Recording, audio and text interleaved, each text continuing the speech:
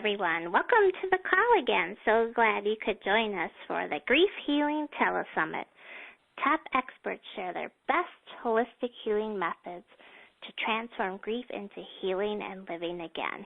I'm Chelsea Hampton, your host, founder of With Sympathy, Gifts and Keepsakes, as well as Global Grace, the World Association of Spiritual Grief Healing. Today we have a special guest for you. Her name is Lori Pedersen, and she created the I Did Not Know What to Say.com platform as a way to provide support and resources to people that wanted to help their friends and family through the grieving process. Her website, I Did Not Know What to Say, has an incredible amount of information, and it's very helpful if you are looking for support, whether to support your client or a family member. Unfortunately, over the past 20 years, Lori has lost several family members and friends, including her mom, to cancer in 1993. So that's why she has so much experience as well, just based on personal losses. Luckily, she had many friends and relatives that were there for her as she went through the process of grieving to healing. And she knows firsthand that people want to support a grieving loved one, but they often don't know where to start. So that's where Lori comes in. So welcome, Lori. We're thrilled to have you today. Thank you, Chelsea. I really appreciate the opportunity to be part of your teleconference. It's so important for everybody to start talking about these issues, and it's great to see such a wide community starting to deal with grief and loss and how to heal from it. Yeah, so tell us how you got started with your platform, I Did Not Know What to Say.com. Of course, you know, all your losses, but what made you, take the step to go out in the public and really start getting this information out to everyone? Well, after my mom died, I really was blessed with so many people that were supportive. But as I talked to people after my experience, I found out that that was not the case for many people. They had people that were not supportive or walked away or just did not give them the type of support that I had. And that to me just was sad. I was really saddened to hear that people didn't have a good experience and that people weren't supportive. I was actually kind of shocked. People would say really kind of horrible things or just would not be, people get scared, so they don't necessarily call the person or act as a supportive network. So actually when the Internet started getting a little bit more popular, I found that one day I just sat down and put down all my ideas and all the things that my friends had done for me and put it into a website and just really started getting out there in Facebook and Twitter. It took a couple of years because it really is, because it was such a painful experience losing my mother, it wasn't something that I jumped into right after. I mean, it took several years for me to actually sit down. My mom died in 93, and even though I had the idea for a long time, I didn't actually sit down and put it onto paper until 2009. So it really did take me a little bit of time to get the courage to put my story out there as well as put down the resources. And the vast expansion of the Internet and Facebook and Twitter really helped get that message out, whereas before you wouldn't have been able to reach as many people. And then also tell us, on your website, I Did Not Know What to Say.com, you have a lot of resources on there. Tell us about all the different authors you interview and the types of information available, just both so the listeners know it's available as well as the grief professionals. Well, what I've done is I've compiled, I first started with a section that I call inspirational messages, and those are actually real messages that I either received personally or I received from people that come to the website. And so if anybody has a really wonderful letter that they received from someone or an idea, I try to update the website periodically with new ideas so people can come to the site and say, oh, I never thought of doing that for someone. So that's one section.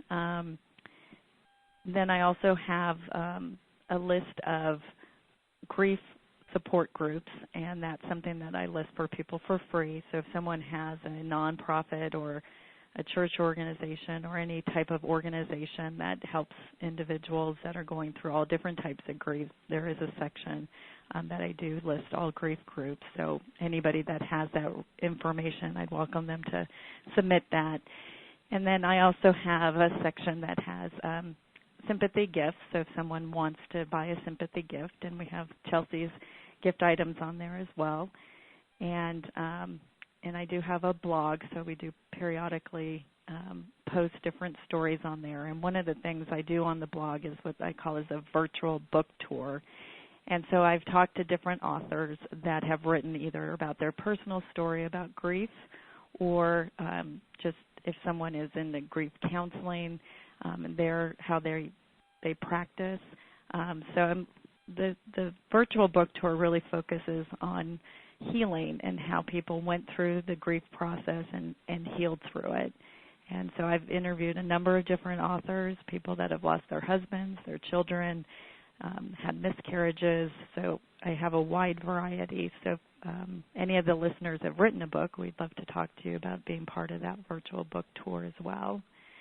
And one of the areas that is actually kind of dear to me is what I call an inspirational adventure part, is that one of the things that my friends did for me when I was going through the grief process and recovery was they got me out of the house. They did things with me that you probably wouldn't think, oh, someone's grieving, they won't want to do that.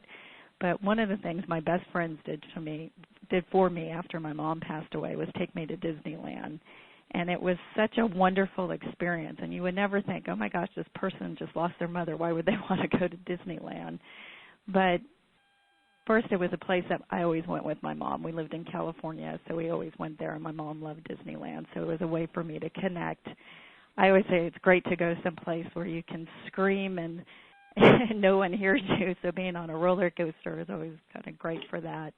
And it was just a nice, warm, fun thing to do, and it really kind of helped move me along in the process of finding my new normal after my mom died. That was so nice of your friends, and it's so interesting that you had a positive support system, because, as you said, I think it's usually the opposite. And I know, in contrast to you, the reason I got into this line of work was because I had the bad experience, so it's so nice to hear, yay, the good experience. So, yeah, and you were going to share some of your best tips, you think, on how someone can support a grieving friend or family member. So a couple of things that stood out for me that I've kind of heard over and over. The first one is don't be afraid to reach out. One of the things that I find most is people just get stuck. They just feel like, I can't say the right thing. I don't know what to do for this person, so I'll just do nothing. And it is amazing to me how the smallest thing was so important to me when I was going through this. Just one of my best friend's mother-in-law sent me a card, and I thought, oh, my gosh, how wonderful.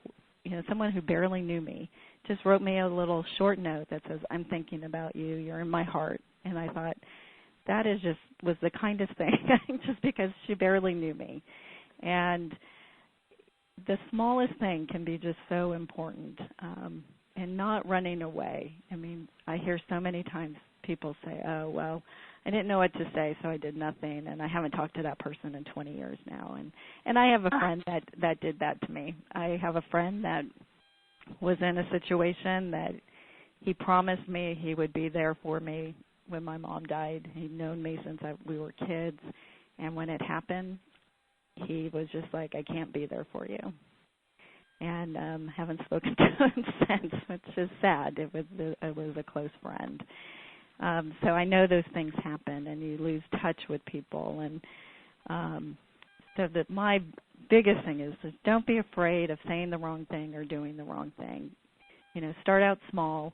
Do something, just say, I'm here for you, or just listen. I mean, you don't have to fix all of the problems. Actually, I'm running into my other tips. So first one is don't be afraid to reach out. If you come with a loving heart, the person's going to know it. And just, the next thing was no act of kindness is too small. So if that means sending a card, making a phone call, offering to walk someone's dog for them or take their kids to school, all those little things help someone that is going through a loss. Yeah. Can I add a few examples of my personal experience? Sure. Of the little things that make a difference? Very similar to yours. 1 year after my mother passed away, which was in 1996, one of my friends who actually worked in the funeral industry, like a friend from high school, we weren't that close anymore, she sent me a card on the 1 year anniversary of loss. And that really was the only card that I got, so that meant so much. And now, 17 years later, her mother passed away. So she will be getting a card from me on the 1 year anniversary of loss. So it's kind of like all these years later, you still remember that one card. And so, isn't it amazing? Just those little things. And the person probably thought it wasn't that big of a deal. And it is so incredible how those little things just, you remember those things. Yeah, and I think it's because so many other people perhaps are keeping their distance, or maybe forget. People go back, of course, to your everyday life. So it makes a huge impact. So just how easy, send your friend a card, even if you haven't talked to them in a year, like your friend who lost touch with you. Mm-hmm. All you would have had done is send you a card to reconnect the relationship. Yeah, so Go ahead. Sorry. So go ahead. Yeah, no, that's kind of how I felt. It took me a while to get over that, but actually, I was going to say the card. My old roommate used to send me a card on my mom's birthday because she had a similar birthday. So for years, she would send me just a little note to remind me that she was just thinking about me. So it takes 2 seconds to do something like that, and it just makes such a world of difference just to know someone remembered. Because as we know, the world goes on, even though you're going through a huge loss. The world keeps marching on, but your world's changed, and it's nice to know that someone acknowledges that. Mhm. So yeah, those small acts are actually huge, and people remember them for years and years and years. And I should add too. You probably are aware of this, but maybe some of our listeners aren't. Dr. Alan Wolfelt, who's a renowned grief expert, he describes there's 3 groups of people who will help you after loss, basically. Like a third of the people will be neutral, a third of the people will basically leave and be gone, but then a third will step up and help you. But I found it's typically the people you don't expect. So that's just kind of a general guideline that he gives. Yeah, I would agree. I don't know if it works out quite to a third, but there is a lot of unexpected people that show up, and you're thinking, wow, that was not the person. And sometimes it's the person that you thought would be there isn't. That's the surprise. I think that was the biggest surprise to me, was people that I knew since I was a kid that knew my mom and that weren't there. And you're like, wow, you were not the person I thought would not be there. Yeah, and I think part of it, too, and let me know your thoughts, is in Western society we're just not really educated on how to deal with death and dying. We don't learn really how to support a grieving person through society. We kind of learn it on our own if we go through it, or there's just a taboo fear around death, at least in our area, in the United States. So yeah, what are your thoughts on that taboo? Well, it was interesting when I was looking for a company to help me promote the website with, social media and Oh, the person, one of the people that I interviewed was one of the top people in the industry. And when I told him what I did, he was like, "Why would you do that?" That was his response. Well, don't people just go to the funeral and send a card and that's it? And I was like, wow, I don't think you're the person I want to work with. Yeah, so there's a prime example of why your work is so important. That's crazy. I was stunned, but it's not uncommon for people to think that. And I think a lot of people think you go to the funeral, you pay your respects, and then the next day that person gets on with their life. But if someone's lost their husband or wife, or if they've lost a child, or if they've lost a parent, I mean, life doesn't, you don't get over it the next day. I mean, it's a lifelong process of, you can get back to your life, but it's a new life, it's a new normal, and it takes time. And it's,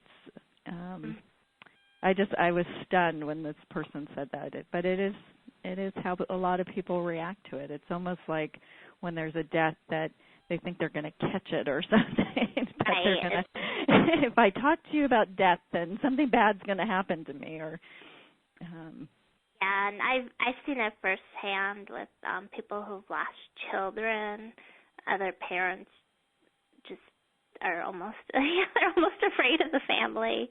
Of course, with someone who loses a husband, you're not involved in the couple life as much. So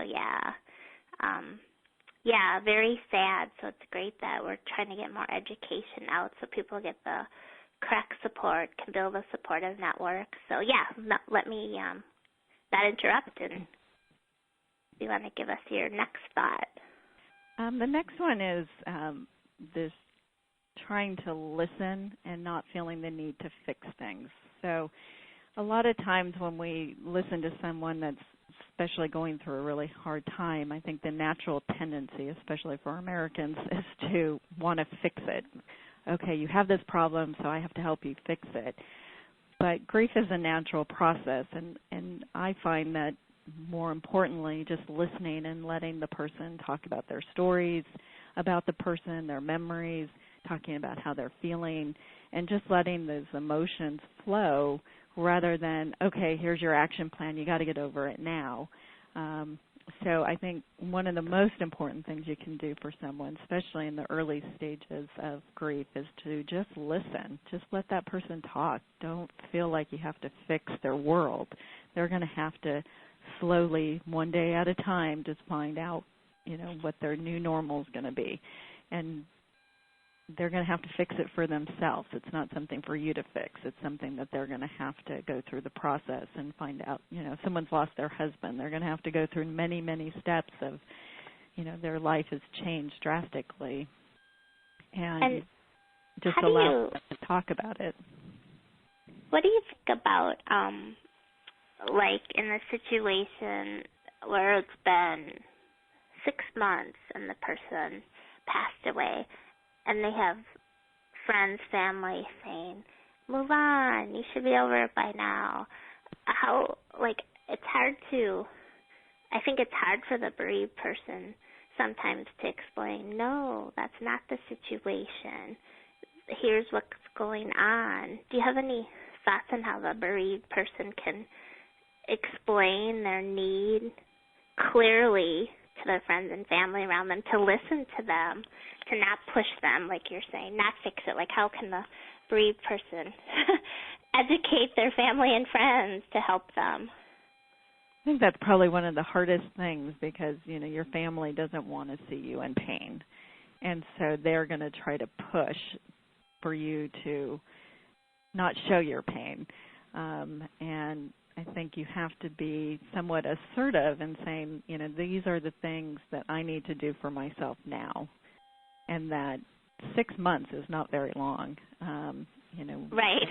The average person goes through grief, a substantial loss. It can take up to 8 years to really feel like you're on solid ground again. So 6 months is just such a short period of time. I think that you have to really sit down with your family and show them that this is your life, and you're going to take it one step at a time. And just because, Susie down the road, went back to work and everything was fine after 6 months doesn't mean necessarily that that's the path that you're taking, and that it needs to be your path, not the neighbor's path, because Susie may have gone back to work, but you don't know what's happening behind closed doors when she gets home. Yeah, and I just 6 months because that seems to be like a common time frame. People like to say, "Why aren't you feeling better yet?"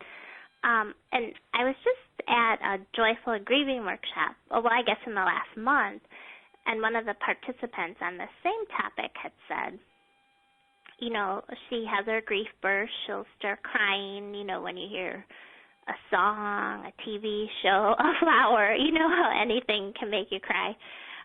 But she would not do it in front of her kids and husband because it would, I think, make them feel uncomfortable. Mm-hmm. And, of course, our advice was no. If you need to cry, you cry wherever you are. You're the one who just lost your mother, so you do what you need to do. Let your family know what's going on with you. So I just add that because, you said be assertive with people. So that was a prime example of this lady feeling awful but hiding it, from her own husband and kids. So, especially with kids, I think they need to see that it's natural, that it's natural to grieve the loss of somebody. And I think that's the one place that we shelter kids a lot. And there's some appropriate ways of doing that. You don't want to unload all your emotions on a child because they wouldn't be able to handle it. But I do think that naturally showing that people cry and they laugh and they remember, and all of the emotions that go with it are natural. They're not something to be ashamed of or something to hide. There's going to be one moment you're laughing about an old memory, and the next minute you might be crying because you miss that person so much. And that's all natural. And I think hiding it kind of makes especially a child, feel like, oh, I can't show these emotions. These are bad. These are bad emotions to show. Sure, and that continues the pattern of being afraid of death and hiding your emotions. So, yeah, right. I think that's an excellent point to have the kids see it as a natural process. It's part of life, and this is how we work through it. So, and I think the more that people can understand that it's natural and that you're not psychologically disturbed or anything like that, it's so important. It's a really natural process that pretty much everybody's going to go through. It's not, if you care or love someone, at some point someone is going to pass away, and you're going to have to deal with the loss of someone. And I think that the more that we can understand that it's natural, and the feelings are natural, and that you're not insane or anything like that, everybody goes through this. Right, kind of the stigma of going to perhaps a therapist or counselor, when that is an awesome way to get help, like a trained person whose niche is grief support. You can get a tremendous amount of help, again, because you need that support system, whether it's a counselor, your family, a friend, a church, a hospice bereavement group. That's an important point, to build a support network to help you get through the process, the long process. I think the more that you talk about it, especially in the first, early stages and the early years, it helps you heal, rather than if you keep stuffing it down, it comes out in different ways down the road. So the more that you can find that support, and whatever that is, and everybody's different. One of the things when I started putting this information out is someone said, I hate this when people look at me with the pity face. The minute you mention that there's a death or something, you get this sad look in the person's eyes. So that particular person didn't like that kind of reaction. They wanted to feel normal again.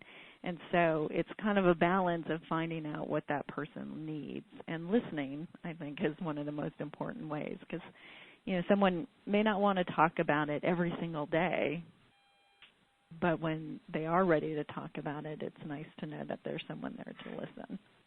Absolutely. Yeah, that's a very important point.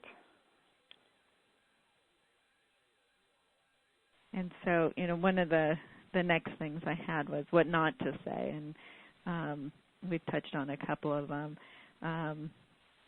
The "Are you better now?" or "You can find another spouse," or "You can have another child," or "It's been 6 months. Why aren't you over this yet?" All these kind of things that people say, and some of them, people have heard it a million times. So I particularly I'm sorry for your loss when you've heard that 20 million times. It gets a little old. You hear it on TV all the time. And it's a nice gesture. It's just because that's what people say all the time. It gets... Yeah. That's my one. It's kind of it is almost, like people say, you're in my thoughts and prayers, which is perfectly nice. But when you do hear it 30 times, it just doesn't have as much meaning. So I think it might be, perhaps you could even say, oh, your mom meant this to me. Oh, or your father, he was such a great guy. My favorite memory of him was this. This is how he impacted my life. Even just telling a little story in a sympathy card, or when you see the person, things like that. And my pet peeve is similar to yours, is when people start their way of making you feel better, maybe the well-intentioned but not well-mannered, when it starts with, at least you can have another child, at least he didn't suffer, at least this, at least that. So just as a guideline, whenever you start a sentence with at least, you're probably going down the right path. So. Just stop right there. Wise. So So tell us more of the things of not to say, if you had more to tell us. One of the things that I remember my sister had this experience after my mom died. Her friend was getting married, and she went to the wedding, and everybody there was like, well, why are you here? I mean, my sister needed kind of something to lift her spirits, something positive to be at, and the reaction she got was like, well, you should be home grieving, why are you doing anything? And she was just so hurt. And these were friends of my mom's. They were people that we've known forever, and here she went to go get some loving support, and she was kind of banished. So one of the things, if someone, especially like with holidays and things like that, if someone comes, graciously welcome them. If they decide they don't want to come, graciously accept that that's their choice. It's so that was one thing that I found that I was stunned about, how people, either you're not doing enough or you're doing too much, and people always seem to have an opinion about what you're doing, and that's with a bereaved person, really, they are the expert on themselves. They know what is best for them. So, and I know sometimes that's hard to take it to heart with people around you, perhaps saying other things, but in reality, listen to yourself, check in regularly with yourself, and even learning about grief yourself will help you know what to expect. So I think just kind of, one of the things I try to remind people, what would you want someone to say to you? If you just went through a devastating loss, what would you want someone to say? Because I think a lot of times we always think it's never going to happen to us. So, if you just stop and take a step back before you lend advice or, tell someone how to live their life. Would you really want someone saying that to you if you just lost your husband or you just lost a child? That's what I try to focus people in on is, how can you come to that person with an open heart and just let them know that they're supportive. I'm here for you, whatever you need. And tell me your thoughts, because I was at a conference recently, and it was I should say a women's conference. It wasn't related to bereavement.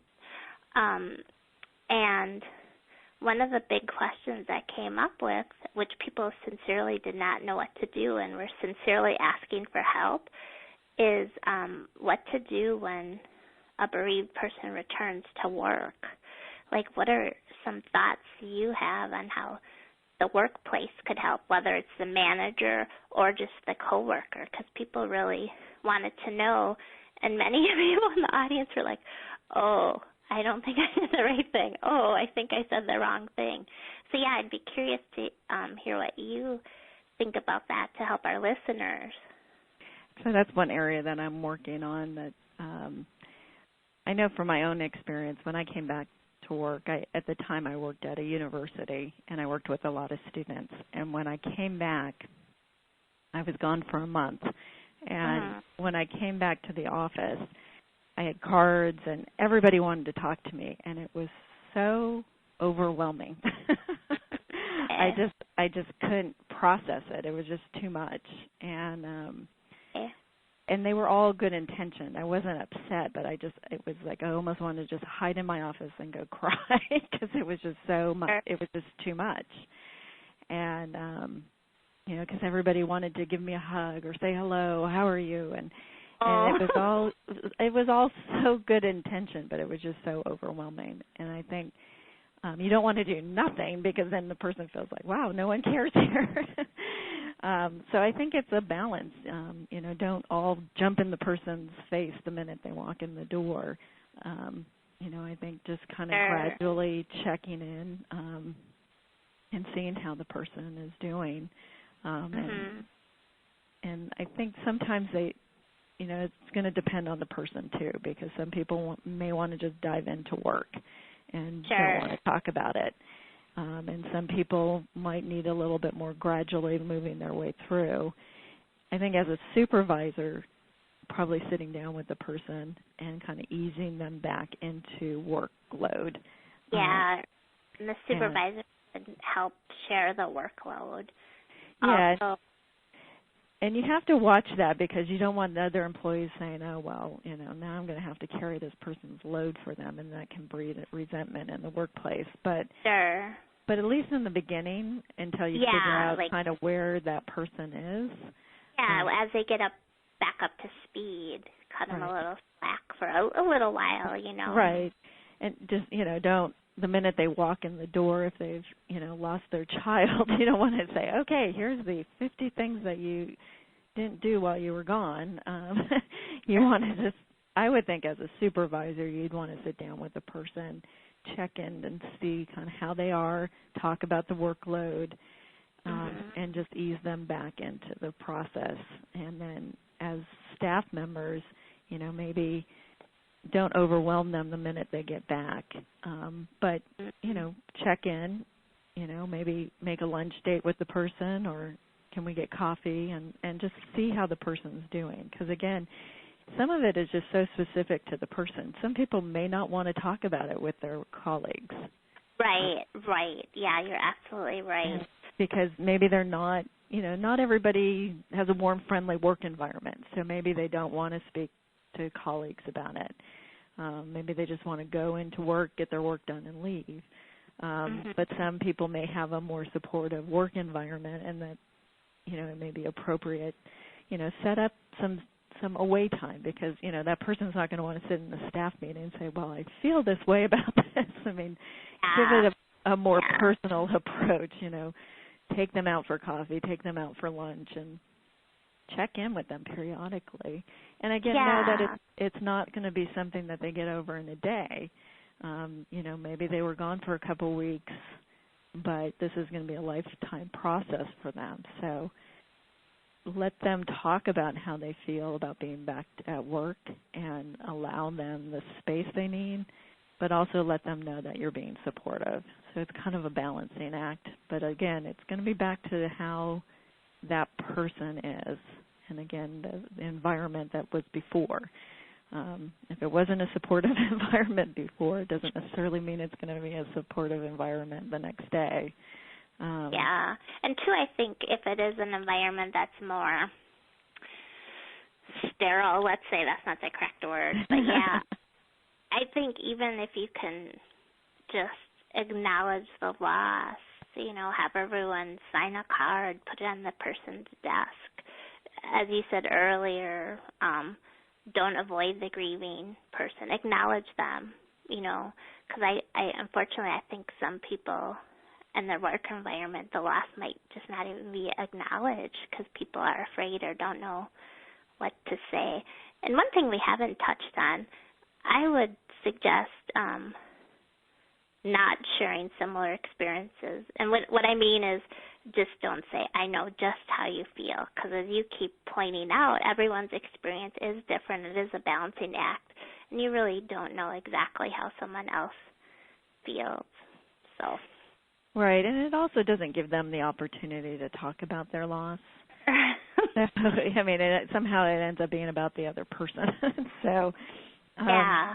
I think people, maybe if the person doesn't know that you lost a spouse or had a similar situation, maybe mention it, but don't go into your life story, because then it becomes about you rather than about them. I personally like to know that someone has lost someone, but if I'm, just getting back, I would like the opportunity to talk about my feelings. But it is good to know when someone has gone through it, because then you think, to me at least, if I find it, that the person is going to be a little bit more understanding than someone that has never experienced that. But the trick is to not go into a long history about yourself unless the person asks. Sure.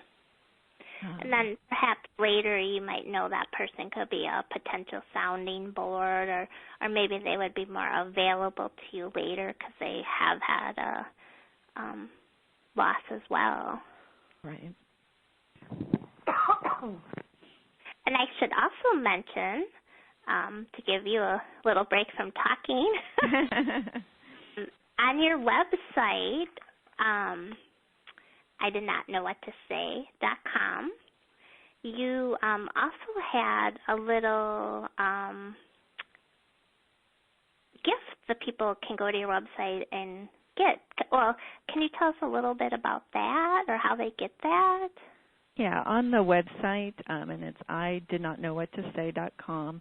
If you go to our website, you can sign up for our monthly newsletter. And our newsletter, what we do is give different tips on different types of losses, and try to just touch on all the questions people have. And so each month is a different topic. And as part of signing up for the monthly newsletter, there's a free report that you'll receive. It's called 25 Supportive Things You Can Do for Someone That Has Lost a Loved One, plus 10 thoughtful gift ideas. And so you can receive that once you sign up for the newsletter. And then you'll get monthly tips also on how to help someone that's grieving. Awesome. Yeah, that's a really nice resource. Yeah, so let's get back to any other tips that you might have for us. I had a few more. One is I call waiting for a thank you. One of the things that people, when they're doing things for someone that's grieving, I've noticed that they think, wow, I don't know if this is really impacting them. I don't know if they really appreciate what I'm doing. And especially in the first couple months, the person is probably numb and doesn't really even know what's going on.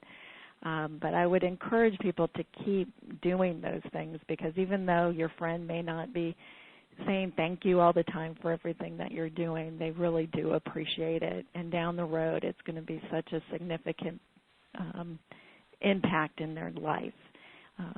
So don't wait around for someone to say thank you for what you're doing. Just know that down the road they're going to be really appreciative of everything you've done, even if at the moment there's just so much going on in their head and in their heart that they can't really maybe express their appreciation. I just don't want people to get discouraged if they're not feeling like what they're doing is being impactful on their friends' lives. Yeah, and also, too, I think people might, or as a suggestion, I might avoid saying, call me if you need anything, because the person is so in upheaval, they're not going to call you. You, if you want to help, really probably need to reach out directly and give specific offers of assistance. Then also, I would suggest if you say you're going to do something, do it. Yeah, I think that's the biggest thing, saying, oh, I'll be there for you, and then you never hear from the person again. Yeah.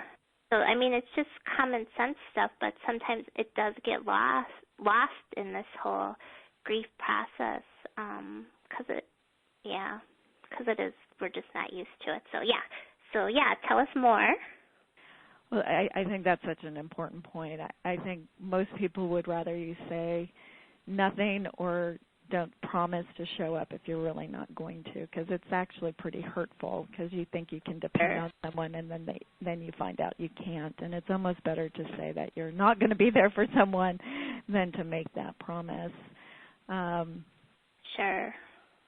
So I think that is so important. I hear that over and over again, that people say, oh, that person said they would be there and they weren't. And I think setting limitations is okay as well. It may feel a little uncomfortable, but if the person is very emotional and that's just not something you can handle, be honest, or help them find a support group that might be able to facilitate what they need at the moment better. Try not to run away. I know that when someone's really heavily into the emotional part of grief, it's scary for people. They don't know how to handle it. They don't know what to say, and a lot of people will just walk away. And I think, being honest and saying, this is pretty much as I can handle right now for you, and then helping that person maybe find some other support group that can help them is important too. And plus, too, as we talked about, all the resources on the Internet, you can look there and give suggestions to the bereaved person, like here's a support group in our area just for your consideration. Again, so you're trying to fix them, but just some ideas for you. Again, we have your website with lots of resources too.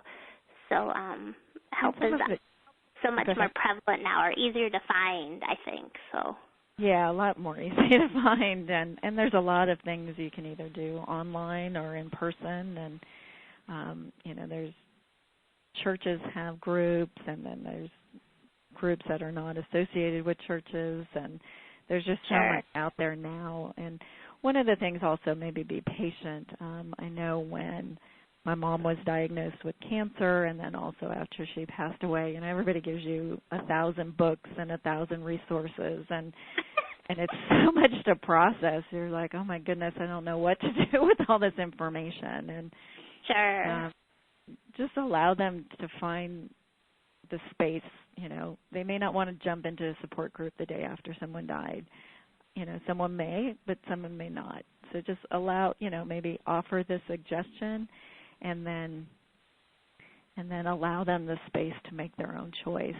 There's a scene in Sleepless in Seattle that everybody had given him a card for grief counselors and grief groups, and he goes through it, and he's like, and his whole thing, was like, we will cure you, and he's like, well, I'll be cured when I can grow a new heart, and he had to find his own way, and for him it was moving and starting a new life, and so each person's going to be so different about what makes them find wholeness again.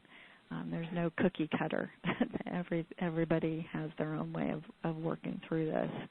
It'd be nice if there was the magic pill or the magic thing, but each person. Yeah, I was just thinking that. I'm like, darn, I wish there was a cookie cutter, but yeah.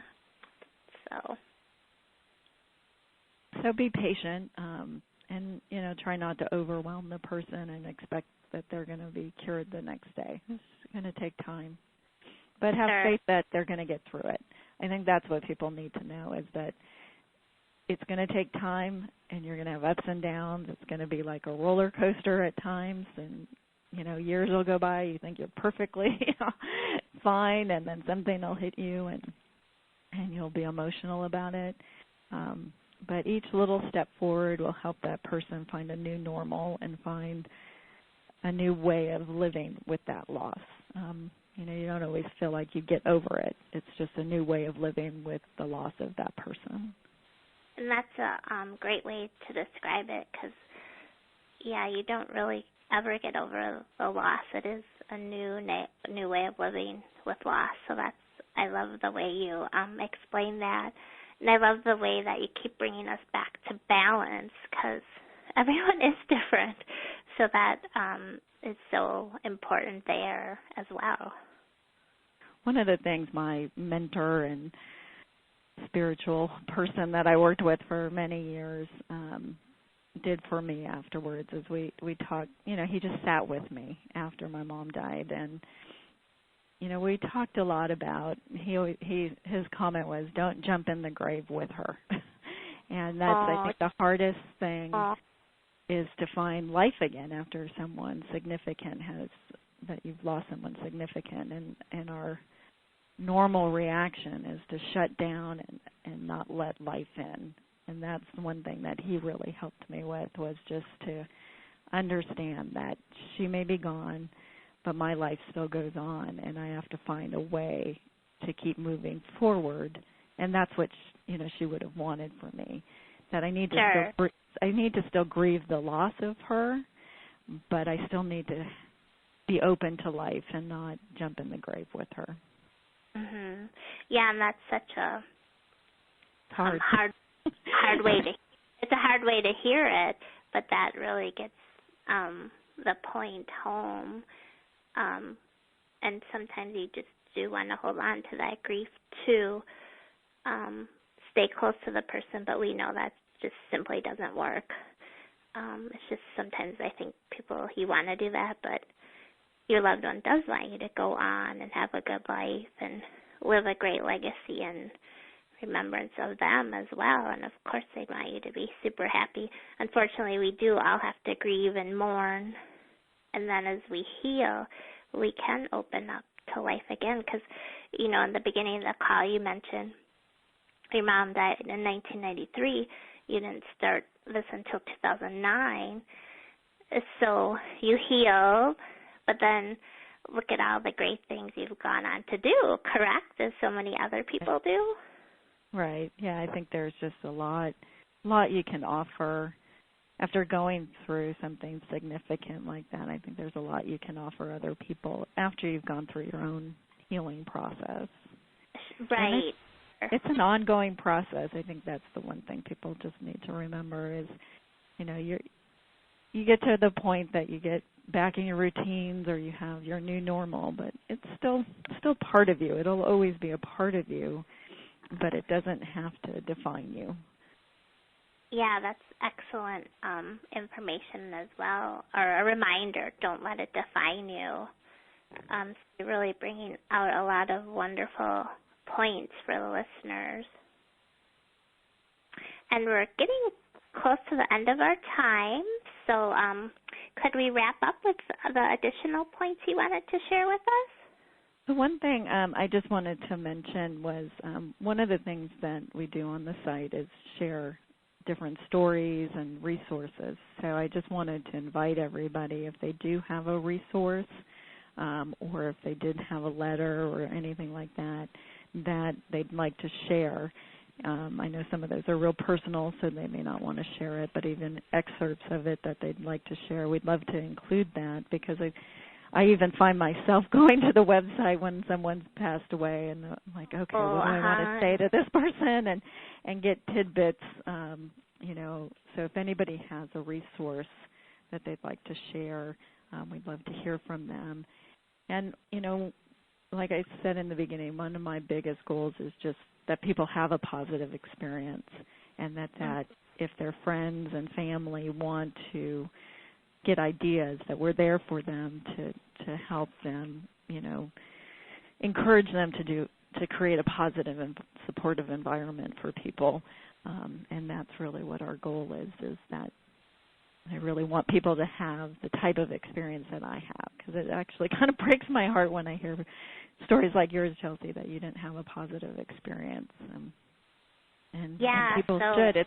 It's the most devastating, thing that, most people will go through, and to not have a positive experience. It saddens me that people don't have that experience. Yeah, and well, kudos to you for having all this information available. And if people do have something they'd like to send to you to add to your site, do they just email like info@ididnotknowwhattosay.com? Yeah, that's it, the email address. And if there's any authors that would like to talk to me as well, we are open to doing some more of the virtual book tours. Basically, we give them a list of questions, and they can do that at their leisure, and then we'll post that on our website and on our blog. Yeah, and I recall I did that a few years ago with you, Yep. and it was quite an easy process, because I know people sometimes are so busy, I can't add another thing to my list, but you did make it easy for people to share their valuable information. And we have had or will have some speakers also in our telesummit who are authors, so I will talk to them about that as well, because I think that's valuable information to provide. And then last thing that you said earlier in the call, people could go to your website and download your free guide. Just let's remind them about that one more time, because I know that's important information too. So the guide is 25 supportive things you can do for someone that has lost a loved one, and then it also gives 10 ideas for thoughtful gifts that you can give someone that's grieving. And then also you'll be signing up for our monthly newsletter that we'll be sending out by email, and that will just give some more tips on how to help someone that's grieving. Yeah, so lots of great information both for the person who's bereaved as well as the grief professionals or people who support the bereaved. So, yeah, thanks again, Lori, for all the work you do. We really appreciate it. We appreciate your time this morning as well.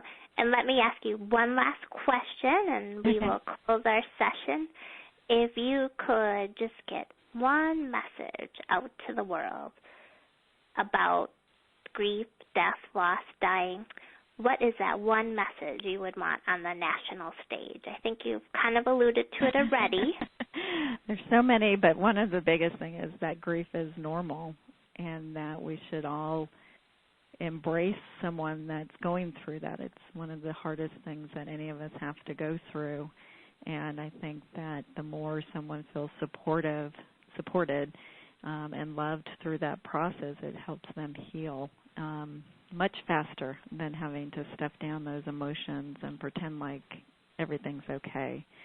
So I think that, just to remind people that grief's normal and that we're all going to go through it at some point, and that we should all just really be open-hearted and supportive of someone that's going through that process. Thank you for your message, Lori. That's great. And we will let everyone go. Thanks for tuning into the call. Take care, and we hope you join us for some of our upcoming sessions as well. Thanks again, Lori. Thank you, Chelsea. I really appreciate the opportunity.